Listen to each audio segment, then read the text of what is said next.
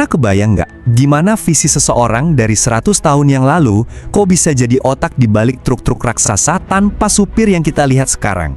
Nah, di sini kita bakal bedah tuntas DNA inovasinya Komatsu.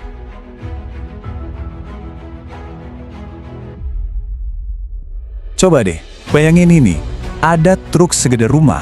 Geraknya presisi banget di salah satu medan paling ganas di bumi. Dan yang bikin kaget, nggak ada sama sekali orang di balik setirnya. Ini bukan adegan film fiksi ilmiah loh ya.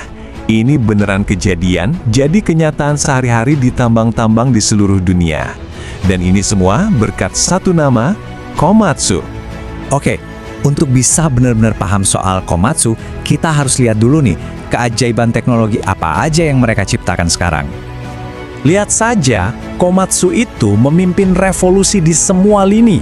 Mulai dari truk tambang otonom, ekskavator hibrida pertama di dunia, sampai riset soal kendaraan listrik dan hidrogen. Ini bukan cuma perbaikan kecil-kecilan loh, ini benar-benar masa depan industri alat berat. Tapi pertanyaannya, gimana ceritanya perusahaan alat berat bisa jadi pemimpin teknologi kayak gini?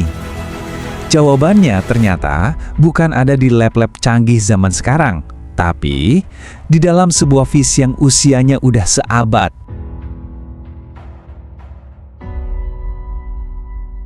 Jadi sumber semangat inovatif mereka itu ternyata datangnya bukan dari masa depan, tapi justru dari masa lalu. Semuanya dimulai dari satu orang dengan sebuah gagasan yang, wah, luar biasa kuat. Kenalin, namanya Meitaro Takuichi. Dia ini bukan cuma sekedar mendirikan perusahaan, tapi dia memulai sebuah misi. Jadi, waktu tambang tembaga di daerahnya hampir bangkrut, visinya itu bukan pindah cari tempat lain. Justru sebaliknya, dia mau membangun sesuatu yang baru, yang berkelanjutan, yang bisa mengangkat seluruh komoditas di sekitarnya.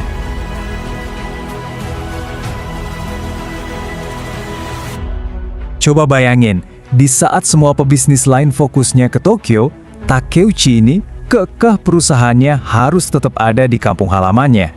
Ini komitmen yang radikal banget ke komunitasnya, dan inilah yang jadi fondasi dari segalanya. Nah, dari visi itulah lahir 4 pilar ini. Dan ini bukan sekedar slogan buat pajangan ya, ini beneran jadi DNA operasionalnya Komatsu. Kualitas, inovasi, globalisasi, dan pengembangan SDM. Coba ingat-ingat pilar ini, karena ini kunci untuk pembahasan kita selanjutnya. Oke, terus gimana ceritanya sebuah bengkel perbaikan kecil di kota tambang bisa menerapkan prinsip-prinsip tadi dan berubah jadi raksasa global?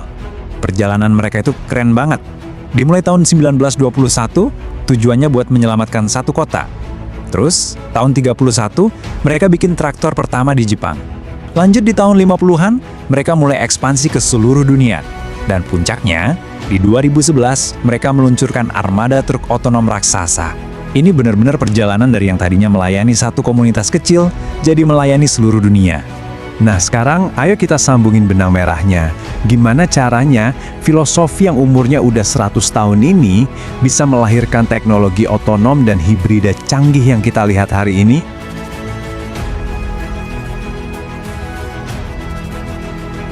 Coba kita lihat ekskavator hibrida ini. Kalau mesin biasa kan, energi itu kebuang gitu aja pas ngerem atau berputar. Nah, sistem pintarnya Komatsu ini beda. Dia justru menangkap energi itu, menyimpannya, terus dipakai lagi buat tenaga. Brilian banget, efisiensinya dapat. Dan hasilnya, ini dia yang luar biasa. Pengurangan bahan bakar dan emisinya bisa sampai 41%. Gila kan? Ini bukan cuma perbaikan kecil-kecilan, tapi lompatan raksasa yang semuanya didorong oleh semangat keberlanjutan. Ada juga sistem pengangkutan otonom atau AHS. Ini bukan cuma soal truk jalan sendiri ya. Ini jauh lebih dari itu. Ini adalah sebuah sistem yang terintegrasi penuh yang bisa mengoptimalkan setiap jengkal operasi tambang. Keamanannya jelas meningkat drastis karena orang-orang dipindahkan dari area berbahaya. Produktivitasnya naik gila-gilaan.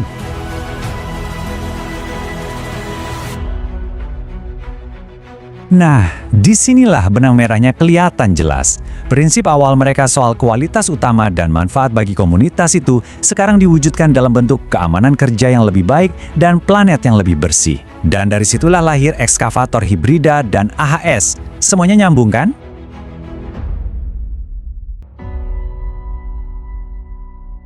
Oke, sekarang dari kacamata seorang analis, saya jadi bertanya-tanya nih. Model bisnis kayak gini beneran sustainable nggak sih? Atau ini cuma sekumpulan teknologi keren aja?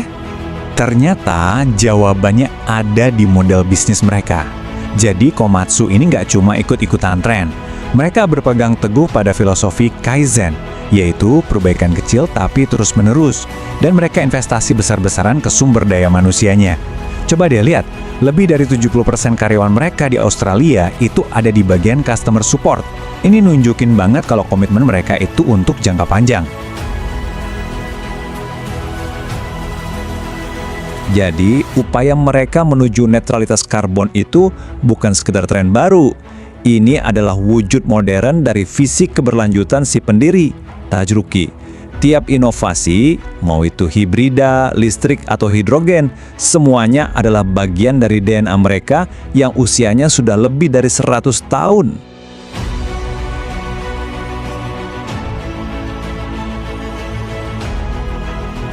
Dan ini membawa kita ke sebuah pertanyaan penutup yang menarik. Di zaman yang serba gila-gilaan soal disrupsi dan hal-hal baru, jangan-jangan aset paling berharga yang dimiliki Komatsu justru adalah ide tertua mereka. Ide yang sama yang sudah ada sejak 100 tahun lalu, bahwa teknologi itu harus melayani masyarakat dan pertumbuhan yang sejati itu haruslah berkelanjutan.